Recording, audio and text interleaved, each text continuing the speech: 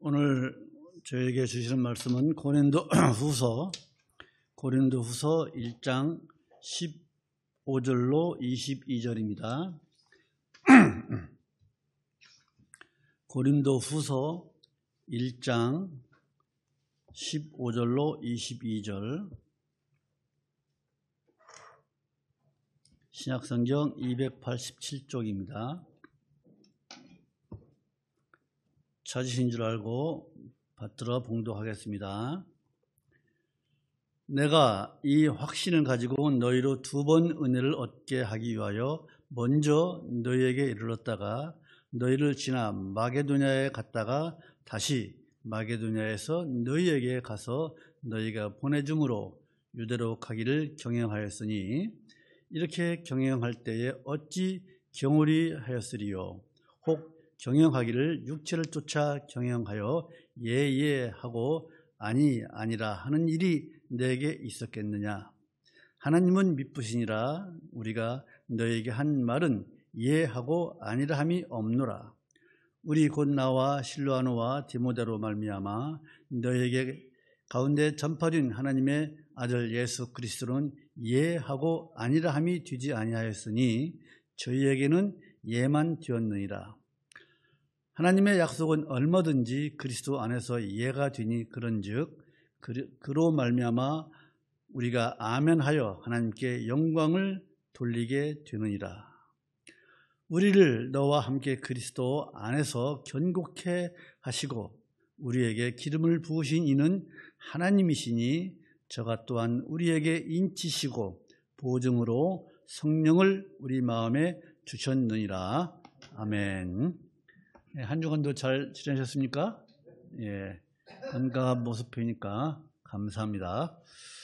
지난주일은 우리가 고린도후서 1장 1절로 11절까지 자비의 아버지 하나님이라는 제목으로 말씀을 드렸죠. 그래서 첫 번째로 하나님은 자비하신 우리 하나님 아버지신데, 이런 고백을 할 수 있는 것은 하나님의 자비하심을 맛본 자만 할 수 있다.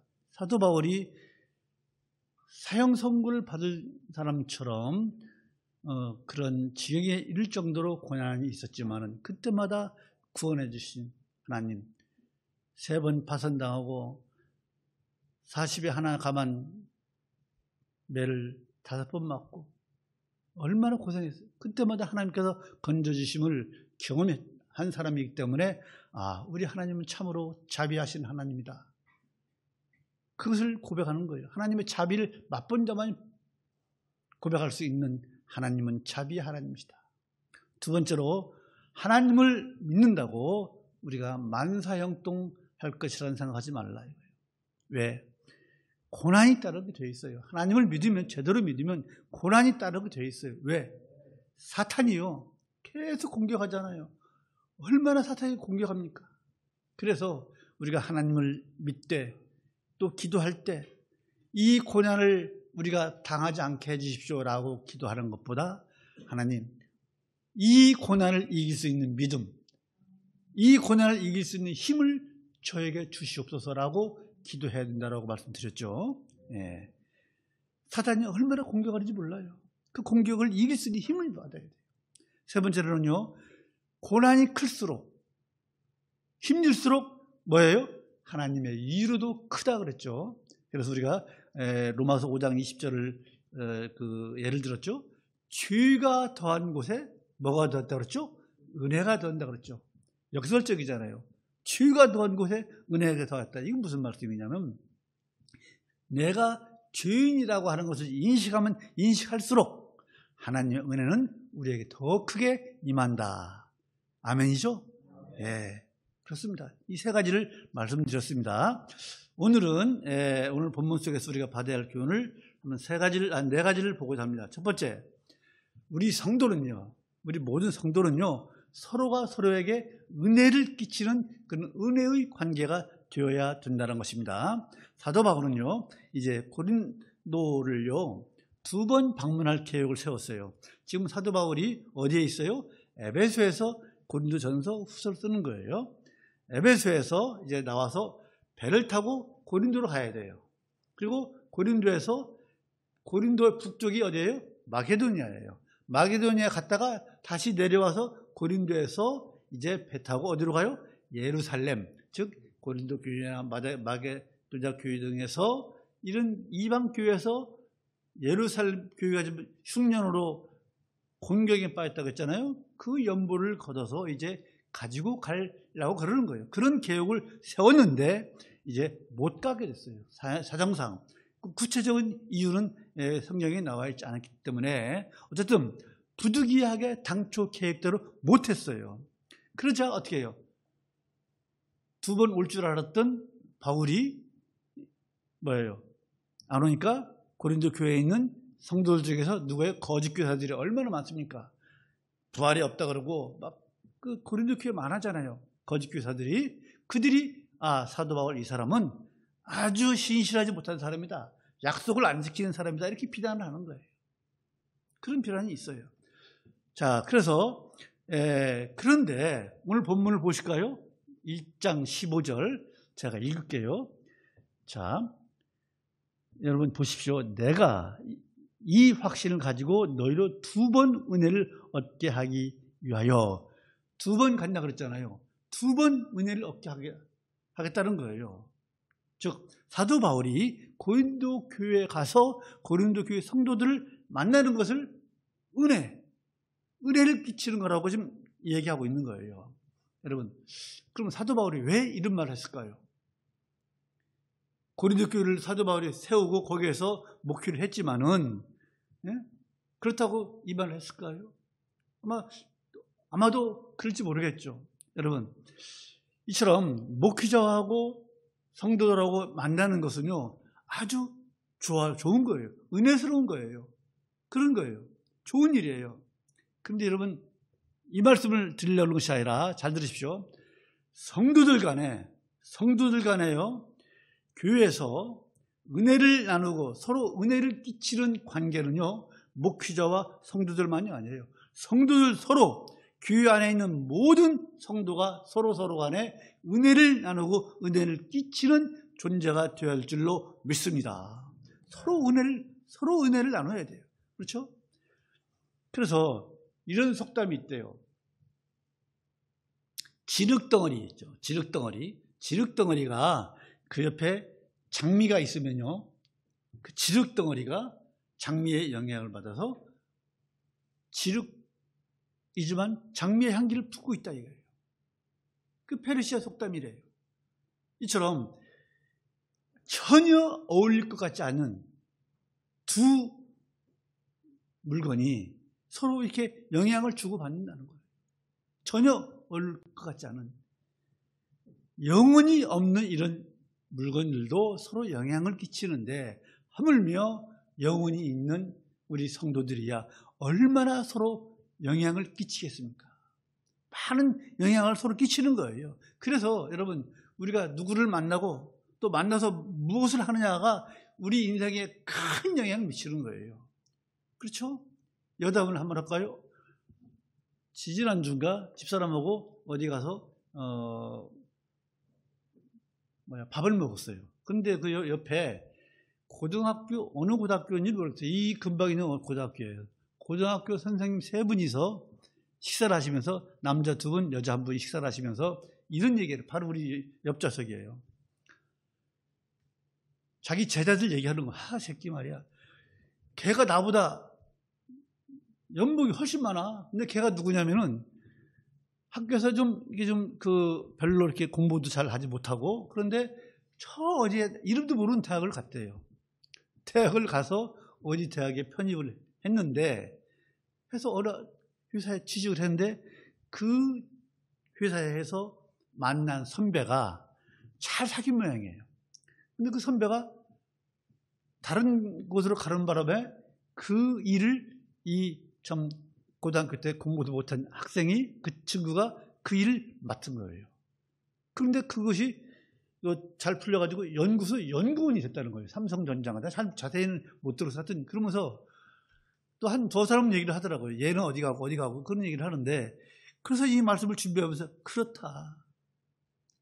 진흙덩이 옆에 있는 그 장미가 진흙의 영향을 받아서 진흙 냄새를 풍기듯이 사람도 누구를 만나서 어떤 일을 하는지 어떻게 하는지에 따라서 인생이 확 달라진다 이거예요. 그러더라고 그 선생님이. 인생이 변했다고. 여러분 우리가요 누구를 만납니까? 어떤 사람을 자주 만납니까? 가족도 있고 친구도 있고 직장 동료도 있고 다양해요. 그렇죠? 다양해요. 그 중에는 믿는 사람도 있고 믿지 않는 사람도 있고 그렇잖아요. 그런데 만나는 목적이 뭐예요? 우리가 만나는 목적 여러 가지잖아요. 그런데 여러분 우리 믿는 사람들, 우리 성도들은요, 우리 성도들이 만날 때는요 달라야 돼요. 믿지 않는 사람들과 만날 때와 우리 성도들이 만날 때는 달라야 돼요. 예수님께서 우리에게 주신 말씀이 있기 때문에 그래요. 왜 달라야 되느냐? 한번 보실까요? 마태복음 18장 20절을 보십시다. 마태복음 다 실은 말씀이에요. 마태복음 18장 20절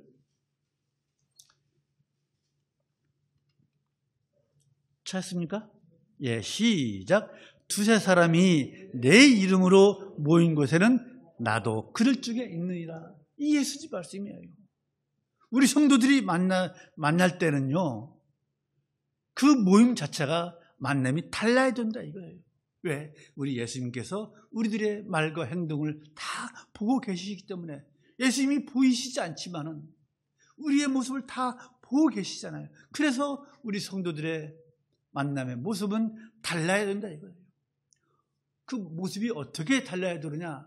그 답이 또 있어요. 성경에 골로새서 3장 16절을 보십시다. 골로새서 3장 16절. 우리 성도들의 만남의 모습이 어떠해야 되는지 보십시다. 골로새서 3장 16절. 신약성경 327쪽 찾았습니까? 예, 같이 읽읍시다. 시작. 그리스도의 말씀이 너희 속에 풍성히 거하여 모든 지혜로 피차 가르치며 권면하고 시와 찬미와 신령한 노래를 부르며 마음의 감사함으로 하나님을 찬양하고 17절 시작. 또 무엇을 하든지 말하네 일하네 다 주 예수의 이름으로 하고 그를 힘입어 하나님 아버지께 감사하라. 이게 우리 성도들의 만남의 모습이 되어야 될 줄로 믿습니다. 그렇죠? 예. 근데 여러분 실제로는 안 그렇잖아요. 그렇죠? 모이면 성도가 되었든 믿는 사람이 아니든 모이면 그저 남 흉보고 욕하면 좋잖아요. 그렇죠? 예. 뒷말하고 왜? 재밌거든. 남 흉보고 욕하는 것이요. 그러나 여러분 우리 이제부터라도 우리 예양선교회 성도들은요 그렇게 하지 맙시다. 우리 그렇게 살지 맙시다. 성도답게 말하고 성도답게 행동하십시다. 우리 지금 기도드린 것처럼 말이죠. 그러면 우리가 지금 골로새서 3장 16절에서 17절에서 우리가 읽은 것처럼 그렇게 하려면 어떻게 해야 돼요? 우리가 그렇게 하려면요 우리가 또 로마서 15장으로 가야 돼요. 로마서 15장. 로마서 볼까요? 로마서 15장 2절. 로마서 15장 2절. 로마서 15장 2절. 잘했습니까? 예. 읽읍시다. 시작. 우리 각 사람이 이웃을 기쁘게 하되 선을 이루고 덕을 세우도록 할지니라. 덕을 세워야 돼요. 여러분 믿는 사람이 되었든 믿지 않는 사람이 되었든 그 사람에게 덕이 없으면요 그것처럼 꼴보기는 없어요. 사람이 덕이 있어야 돼요. 그렇죠? 덕이 없으면요 하나님의 영광을 가리게 되어 있어요. 본성대로 살아보십시오. 안 돼요. 덕이 있어야 돼요. 덕. 그래서 베드로 말씀했잖아요. 지금 로마서는 바울이 썼잖아요. 베드로서 또 에베소서 이 성경을 쓰는 사람들이요 한데 모여서 쓴 거예요? 아니에요. 각자 선교 다니면서 쓴 글이에요. 베드로후서 1장 한번 볼까요? 우리가 베드로후서 베드로후서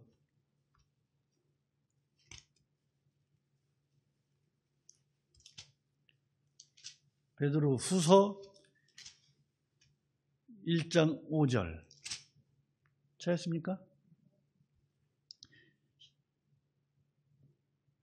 7절까지 시작. 이러므로 너희가 더욱 힘써 너희 믿음의 덕의 지식을, 지식의 절제를, 절제의 인내를, 인내의 경건을, 경건의 형제 우애를, 형제 우애의 사랑을 공급하라. 덕이 없으면요, 베드로도 지금 덕을 쌓으라 그러잖아요. 맨 처음에 믿음의 덕을, 믿는 사람이 덕이 없어 봐요. 그 믿는 사람 같지 않아요. 덕을 세워야 돼요. 또 에베소서 4장 29절 찾지 않겠어요? 에베소서 4장 29절에는요, 무릇 더러운 말은 너희 입 밖에도 내지 말고 오직 덕을, 여기도 덕을 세우는데 소용되는 대로 선한 말을 하여 듣는 자들에게 은혜를 끼치게 하라고 그랬어요. 은혜를 끼치게. 우리 이렇게 한번 살아보십시다. 그렇죠? 은혜를 끼치는 말, 즉 성도 피차 안에 은혜의 말을 하는 것이 우리가 습관이 되어야 돼요. 습관이. 그래서 우리 성도들은요, 모두가 서로서로 은혜를 끼쳐야 되는 그런 존재라는 것을 믿으시고, 지금부터라도 우리가 말에나 행동에 있어나 모든 것에 있어서 베드로서 방금 읽은 것처럼 그렇게 행동하시는 우리 모두가 되기를 간절히 소망을 합니다. 두 번째로, 여러분, 우리 성도들은요, 삶의 목표가 뚜렷해야 돼요. 바울이요, 2번 고린도 교회 방문을 한다고 했잖아요. 에베소에서 배 타고 고린도 갔다가 북쪽 마케도니아 갔다가 다시 내려와서 고린도에서 이제 배 타고 예루살렘 교회를 이제 연보를 가지고 가려고 그렇게 계획을 세웠잖아요. 그런데 계획대로 안 됐어요. 그런데 여러분, 그런 계획을 세운 것이 아무 의미가 없습니까? 아무 의미가 없는 것이 아니에요. 왜요? 그런 계획이 있었기 때문에 그 계획을 준수하려고, 이루려고 사도 바울이 얼마나 더 말씀을, 복음을 전했겠습니까? 여기서 저러고 저기서 저러고 그랬겠습니까? 그렇죠? 사도 바울이요, 놀러 다니려고 자기가 세운 계획대로 안 했겠습니까? 아니잖아요. 놀러 다닌 거 아니잖아요. 여러분, 우리가 인생을 살면서 많은 계획을 세우죠. 이런 계획도 세우고, 연초되면 다 담배 끊을 계획, 술 끊을 계획, 여러 가지, 올해는 내가 몸 좀 튼튼해야겠다, 헬스하게 다니는 계획, 여러 가지 계획을 세우잖아요. 그런다고 다 이루어집니까? 못 이루는 게 많잖아요. 그렇지만 그 계획을 세워서 노력한다는 것 자체가 의미가 있는 거예요. 그렇잖아요? 계획 세웠다고 꼭 다 이루어집니까? 아니잖아요. 그 계획을 내가 한번 해야겠다라고 하는 것, 여기에 의미가 있는 거예요. 여러분, 그런데요, 요즘 젊은이들 보면요, 참 안타까워요. 그렇죠? 왜요? 목적도 없고 계획도 없는 젊은이들이 많다는 거예요. TV 보면 나오잖아요. 왜? 집값이 천정부지로 올라서 평생 월급 모아봐야 집 한 채 마련하기 힘들죠. 또 자식을 안 낳으려고 그래요. 우리 주변에 아이 안 낳으려고 하는 애들이 많이 있잖아요. 젊은이들이. 왜? 자식 키우는데 돈이 들어갈 것 같으니까, 내가 감당을 못할 것 같으니까 자식 낳는 걸 포기하는 사람들이 또 얼마나 많습니까? 이게 오늘날 우리의 현실 아닙니까? 근데 우리는 어때요? 우리도 그냥 우리 성도들이 인생 캔사라 되는 대로 삽니까? 아니잖아요. 그렇게 살면 안 돼요. 그렇죠? 왜 우리 성도들이 인생의 목표를 두고 살아야 되느냐? 그 이유가 있어요. 여러분, 성도된 여러분이 누구예요? 여러분이 누구예요? 하나님께서 주신 생명이 아직 남아있다는 것은요, 우리에게 주신 사명이 아직 남아있다는 거예요.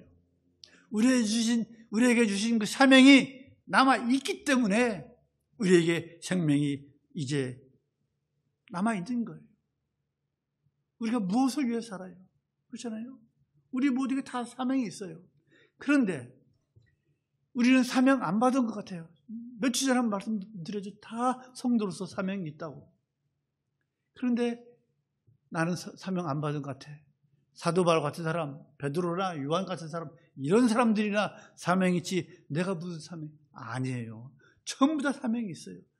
사명을 다 받았지만은 그 받은 사명이 뭔지 알려고 노력도 않고 또 뭐예요? 모른 채 하는 거예요. 아, 나에게 이런 사명이 있는데 모른 채 하는 거예요. 그렇기 때문에 나에게 사명이 있는지 없는지 모르는 거예요. 관심도 없는 거예요. 그러나 여러분, 우리가 목숨이 살아있는 한, 생명이 붙어있는 한 하나님께서 우리에게 주신 그 사명, 그걸 알기 위해서 우리가 기도해야 돼요. 하나님, 나에게 주신 사명이 무엇입니까? 저는 어떻게 이 인생을 살아야 합니까?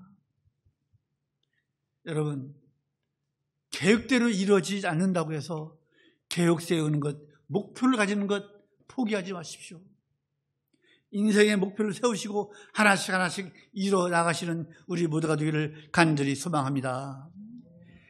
인생의 계획이 있을 때, 목적이 있을 때 그 목적은요, 우리들요, 우리의 삶을요, 활기가 넘치게 하잖아요. 그렇잖아요. 좀 건강에 살게 하기 위해서 뭐 등산을 매주 한다든가 또 헬스장을 간다든가 얼마나 삶이 활기가 있습니까? 아이고, 그냥 쉬는 날이면 방에 처박혀서 텔레비나 보고 있지. 아니잖아요. 그 목표는요, 우리의 삶을 활기가 넘치게 하는 거예요. 그래서 우리가 목표를 세우고 목적을 있는 삶을 살자 이거예요. 그런데 여러분, 우리 인생이요, 여러분이니까 딱 한 번 살잖아요. 한 번 살고 끝나는 거예요. 그 인생, 한 번 사는 그 인생을 우리가 표대를 가지고 살자 이거예요. 목적을 가지고 살자 이거예요. 그래서 성경 말씀에 빌립보서 3장 13절로 14절은 뭐예요? 우리 성도들에게 표대를 가지고 살라고 그러잖아요. 빌립보서 한번 보실까요? 빌립보서 3장 보십시다. 빌립보서 3장 13절로 14절. 찾았습니까? 빌립보서 3장 13절, 14절 같이 읽죠. 시작. 형제들아, 나는 아직 내가 잡은 줄로 여기지 아니하고 오직 한 일, 즉 뒤에 있는 것은 잊어버리고 앞에 있는 것을 잡으려고 표대를 향하여 그리스도 예수 안에서 하나님이 위에서 부르신 부름의 상을 위하여 쫓아가노라. 표대를 향하여. 우리 모두 예양선교교의 모든 성도들은 삶의 표대, 목적이 있기를 간절히 소망을 합니다. 이 표대를 가지고 있다고 해서 표대만 바라본다고 배가 그 표대를 향해서 갑니까? 아니잖아요. 노를 계속 저어야 그 표대를 향해서 갈 수 있잖아요. 여러분, 근데 그 표대가 뭐예요? 표대가 바로 예수 그리스도예요. 예수 그리스도의 형상을 닮아가는 것이 우리의 표대인 줄로 믿습니다. 우리 예양성교의 모든 성도들의 삶의 표대는 예수 그리스도의 형상을 닮아가는 것을 표대로 삼으시고 살아가시는 우리 모두가 되기를 주님의 이름으로 축원합니다. 그 형상을 이루어 갑시다. 예수 그리스도의 형상. 그 인생의 목표를 이루기 위해서 구체적인 계획과 구체적인 실행이 필요합니다. 그것이 우리가 노를 저어가는 거예요. 예수 그리스도의 형상을 닮아가시기를 간절히 소망을 합니다. 세 번째로는 여러분, 아멘은요, 우리 성도들의 삶의 기본 자세예요. 아멘은요. 오늘 본문 20절을 읽읍시다. 고린도서 1장 20절 찾았습니까? 본문 찾았죠? 같이 읽읍시다. 시작. 하나님의 약속은 얼마든지 그리스도 안에서 이해가 되니 그런즉 그로 말미암아 우리가 아멘하여 하나님께 영광을 돌리게 되느니라. 이 말씀이 무슨 말씀인지 아직 모르시죠? 뭐 아시는 분도 계시겠지만은, 자, 여러분, 이제 사도 바울은요, 우리가요, 방금 유지사님 기도할 때 우리가 얼마나 많이 아멘을 했어요. 그렇죠? 또 설교를 또 아멘들 다 하시잖아요. 음성을 내서 하시는 분도 계시고 마음속으로도 아멘 하시는 분 다 아멘 하실 줄 믿습니다. 우리가 교회에서 일상생활에서 얼마나 많은 아멘을 하고 또 듣습니까? 그런데 여러분, 이 아멘이라고 하는 이 두 마디 짧은 이 말 속에는요, 강한 영적인 힘이 있어요. 강한 영적인 힘이 있습니다. 모르셨죠? 여러분, 웨스트민스터 신앙 고백 1번 문답이 뭐예요? 사람의 제일 드린 목적이 무엇입니까? 딱 물어보잖아요. 그죠? 사람의 제일 드린 목적이 뭐예요? 사람의 제일 드린 목적은 뭐예요? 하나님을 영원롭게 하고 그를 영원토록 어떻게 하는 거예요? 즐거워하는 거예요. 하나님을 영원롭게 하고 하나님을 영원히 즐거워하는 거예요. 우리가 기뻐하는 거예요. 그것이 사람의 제일 드린 목적이에요. 그렇죠? 예. 이 물음은요, 교회 다니는 분들은 웬만하면 다 알아요. 그래서 하나님을 영원롭게 하는 것이 우리 성도들의 본분이에요. 그런데 하나님을 우리가 영원롭게 하기 위해서 우리가 무슨 일을 합니까? 얼마나 많은 일을 해야 될까요? 하나님을 영원롭게 하기 위해서. 그런데 사도 바울은요, 이 짧은 아멘이라고 하는 이 말로 인해서 하나님께 영광을 돌리라는 거예요. 분명히 그러잖아요. 우리가 아멘하여 하나님께 영광을 돌리게 되느니라. 이 말씀이에요. 놀라운 사실이 아니요. 하나님을 영화롭게 하는 것이 우리가 아멘 한다는 거예요. 아멘으로 답한다는 거예요. 그렇잖아요. 어떻게 해서 아멘이 하나님을 영화롭게 하는 것이냐. 오늘 그것을 우리가 확실히 알고 겉으로 아멘 하라는 거 아닙니다. 마음속으로도 또 밖으로도 아멘이 얼마나 중요한지 한 번 말씀을 드렸죠. 두 번째 말씀드리는 거예요. 여러분, 아멘의 뜻이 다 알죠? 네, 그렇습니다. 그러하여이다. 그렇게 될 줄로 믿습니다. 그런 뜻 아닙니까? 그렇죠?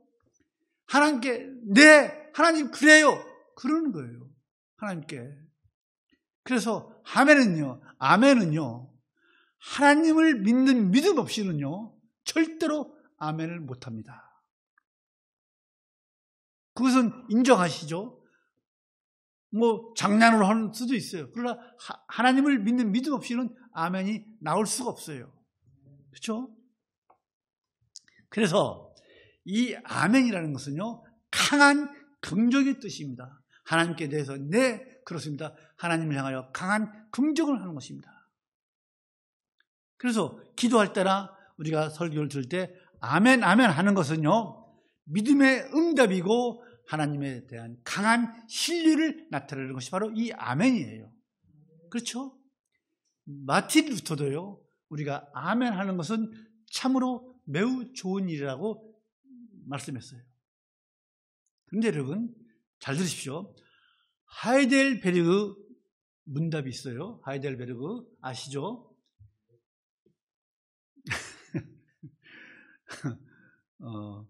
하이델베르그 문답 129번 맨 마지막 문답. 이게 주기도문에서 우리가 맨 마지막에 아멘 하잖아요.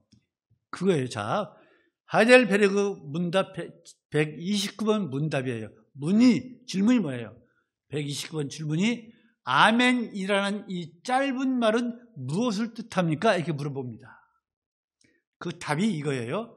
답, 아멘은 참뛰고 확실하다는 뜻입니다. 즉, 잘 들으세요. 내가 하나님께 기도하며 소원하는 그 심정, 마음보다, 우리가 기도할 때 간절히 기도하는 마음 있잖아요. 내가 하나님께 기도하며 소원하는 그 마음보다도 더 확실하게 내 기도를 들어주신다는 것을 믿는 믿음의 표현입니다. 이거예요. 답이에요. 그대로 내가 하나님께 기도하며 소원하는 심정보다 더 확실하게 내 기도를 들어주신다는 것을 믿는 믿음의 표현입니다. 인정하십니까? 이 답이 맞지요? 우리 다 그런 마음으로 아멘 하잖아요. 그렇죠? 그런데 여러분, 일평생 이 아멘으로 사신 분이 누구예요? 우리 예수님이세요. 예수님은요, 평생을 하나님 아버지께 아멘으로 사셨어요. 지금 우리가 그러잖아요. 방금 읽은 말씀이 그 말씀이에요. 요약을 하면요. 예수님은요, 오직 우리 하나님께 예스, 그렇습니다라고 사신 분이에요. 우리도 예수님의 이런 삶을 본받아야 될 줄 아니겠습니까? 그것이 우리 예수님의 형상을 닮아가는 거예요. 그래서 우리도 하나님 아버지께 아멘으로 신앙생활하는 우리 모두가 되기를 간절히 소망을 합니다. 여러분, 왜 아멘 해야 됩니까? 왜 아멘 해야 됩니까? 그 이유가 있어요. 잘 들으세요. 우리가 아멘 할 때 사탄은요, 우리를 공격을 못합니다. 아멘은요, 사탄에게 노 하는 거예요. 사탄아 물러가라 라고 하는 것이 바로 이 아멘이에요. 그래서 아멘은요, 하나님을 인정하고 사탄을 부정하는 것이 아멘이기 때문에 그것이 바로 하나님을 영화롭게 하는 것인 줄로 믿습니다. 그거예요.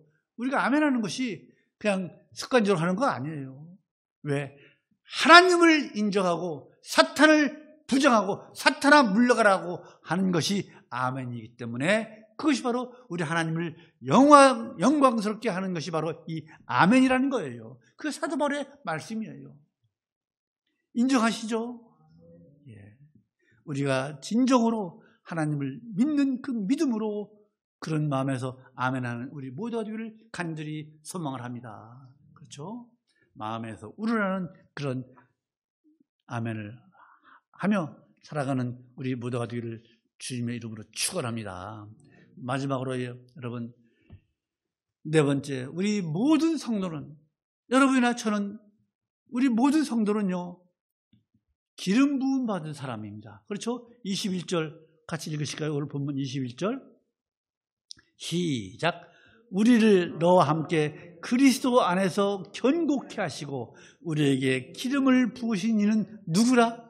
하나님이시니, 하나님께서 우리에게 기름을 부으신 줄로 믿습니다.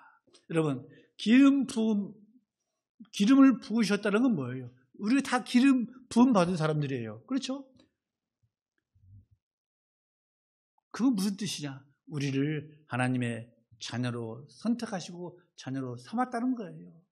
여러분, 구약 시대에 기름 부음 받은 사람이 누구예요? 제사장, 왕, 선지자, 이 세 부류잖아요.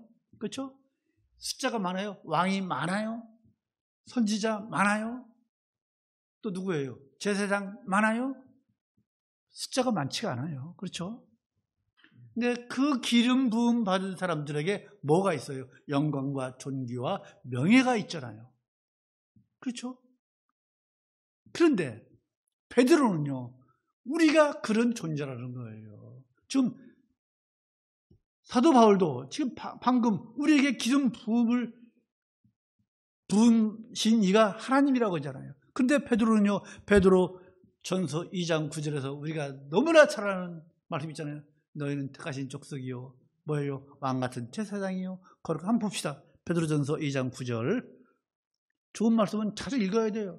왜 이스라엘 사람들이 이마에 손목에 기울을 삼고 있냐? 자주 봐야 돼요. 말씀은 같은 말씀이라도 자주 읽고 봐야 돼요. 베드로전서 2장 9절 같이 읽읍시다. 시작. 오직 너희는 택하신 족속이요 왕같은 제사장들이요 거룩한 나라요 그의 소유된 백성이니 이는 너희를 어두운 데서 불러내 그의 기이한 빛에 들어가게 하신 자의 이름 아름다운 덕을 선전하게 하려 하심이라.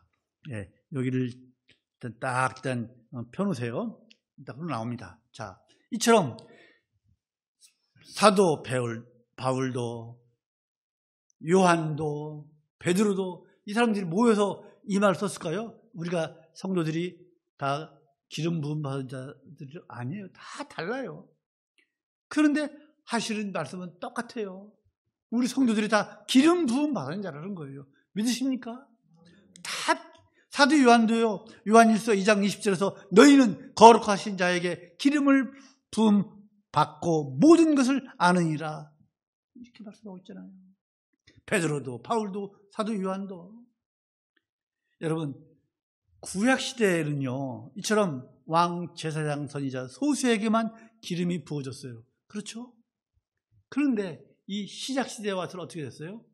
예수를 구세주로 믿는 모든 성도에게 기름이 부어진 것입니다. 믿으십니까? 여러분 모두에게 기름이 부어졌어요. 오늘 본문 고린도후서 1장 21절에서 베드로전서 2장 9절에서 요한일서 2장 20절에서 모든 사도들이 모든 성도들은 하나님으로부터 다 기름 부음 받은 자라는 것이 인식이 다 확실합니다. 우리는 다 기름 부음 받은 사람들입니다. 이것을 믿어야 됩니다. 믿죠? 믿는 줄로 믿습니다. 믿음이 약하든 믿음이 강하든 모든 성도가 하나님 안에서 다 왕같은 제사장이요 기름 받은 줄로 믿습니다. 이 사실을 믿고 우리 모두는요 성도로서 긍지를 가지고 자부심을 가지고 믿음 생활을 해야 될 줄로 믿습니다. 여러분 우리 성도들이요 이 세상에서 아무리 부담할 것 없어도 우리 하나님 보시기에 우리는요 왕같은 제사장이고 선지자 같은 존재인 줄로 믿습니다. 얼마나 존귀한 존재입니까? 얼마나 영광스러운 존재입니까? 우리가 그걸 우리가 아셔야 돼요. 그것을 마음속에 깊이 인식하고 나는 하나님의 자녀라는 것을 그런 긍지를 가지고 사실은 우리 모두가 되기를 간절히 소망을 합니다. 여러분 왜 우리에게 기름 부었어요? 방금 펴두라 그랬죠? 베드로전서 2장 9절 저는 덮어버렸네. 베드로전서 2장 9절 그것을 지금 말씀드리려고 그래요. 왜 베드로전서 2장 9절 자 여러분 하나님께서 우리에게 기름을 부어주셔서 왕같은 왕으로서 제사장으로서 선지자로서 우리를 삼으셨어요. 그런데 왕이 할 일 없어요? 왕처럼 왕이 먹고 마시기만 합니까? 우리 대통령이 먹고 마십니까? 지금 미국 가서 얼마나 고생합니까? 그렇죠? 지기 올라가면 올라갈수록 스트레스 더 받는 거예요. 못하면 못한다고 또 욕하고 그렇잖아요. 또 선지자로서 이렇게 우리에게 왕으로서 제사장으로서 선지자로서 기름을 받은 것은 부은 것은 우리에게 합당한 행함을 요구하는 거예요. 그것이 바로 베드로전서 2장 9절 말씀이에요. 보십시오. 자, 제가 읽을게요.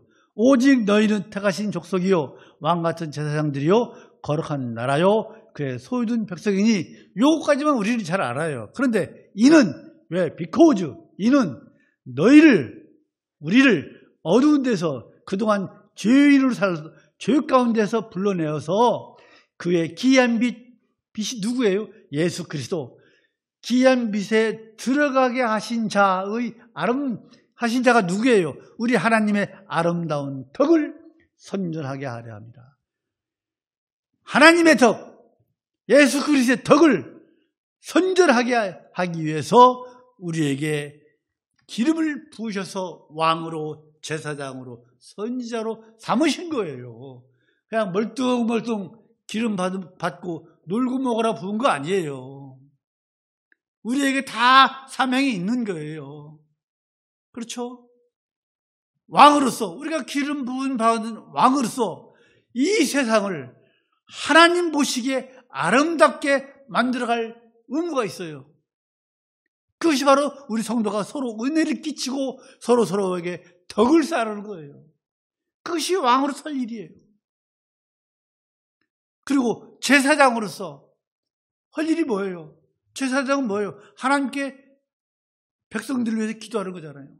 우리가 남을 위해서, 우리 이웃을 위해서, 우리 성도를 위해서 기도하라는 그런 사명을 주시는 거예요.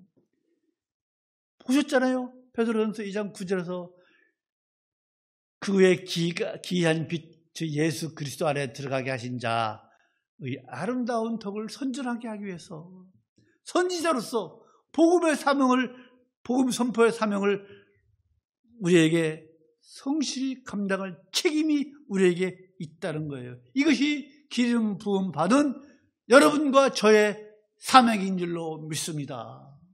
사명을 안 받은 것 아니잖아요.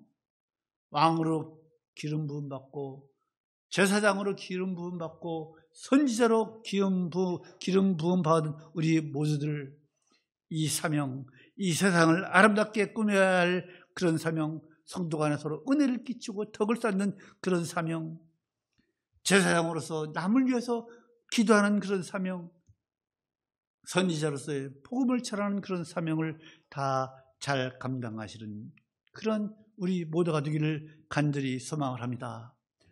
여러분, 말씀을 이제 마칩니다. 이처럼요, 우리 모든 성도들에게는요, 사명이 있습니다. 또 분명한 우리의 인생의 기준이 있어야 합니다. 그 기준이 뭐예요? 하나님의 말씀이잖아요.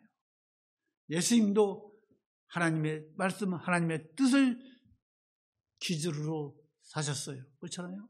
그래서 예수님은 언제나 하나님의 말씀, 하나님의 뜻을 예로, 아멘으로 받으신 우리 예수님입니다.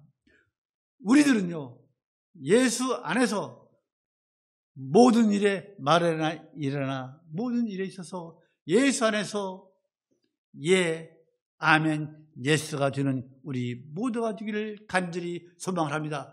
그렇게 우리가 살 때 우리는 하나님 나라를 침노하는 그러한 승리의 기쁨을 맛보는 성도들이 될 줄로 믿습니다. 우리 오늘 주신 말씀처럼 돛대를 가지고 기름 부음 받은 자로서, 오늘 말씀 제목이 그거잖아요. 기름 부음 받은 성도, 기름 부음 받은 성도로서, 왕으로서, 제사장으로서, 선지자로서의 사명을 잘 감당하며 살아가시는 우리 모두가 되기를 주님의 이름으로 축원합니다. 기도하겠습니다. 참으로 좋으신 하나님 아버지, 은혜를 감사합니다. 오늘 또 우리가 고린도후서를 통해서 우리의 받은 사명이 무엇인지를, 우리가 기름 부음 받은 것이 진실이고 참된 것을 이 시간 말씀을 통해서 깨달았습니다. 우리가 왕으로서, 제사장으로서, 선지자로서의 사명을 행할 것을 우리에게 요구하고 계시는 하나님, 우리가 기름 부음 받은 성도로서의 삶을 살아나갈 수 있도록 저희들에게 힘을 주시고 저희들에게 용기를 주셔서 참으로 주님의 백성으로서의 잘 살아나가는 저희들 되게 도와주셨기를 간절히 소망하며 주 예수 그리스도의 이름으로 기도하였사옵나이다. 아멘.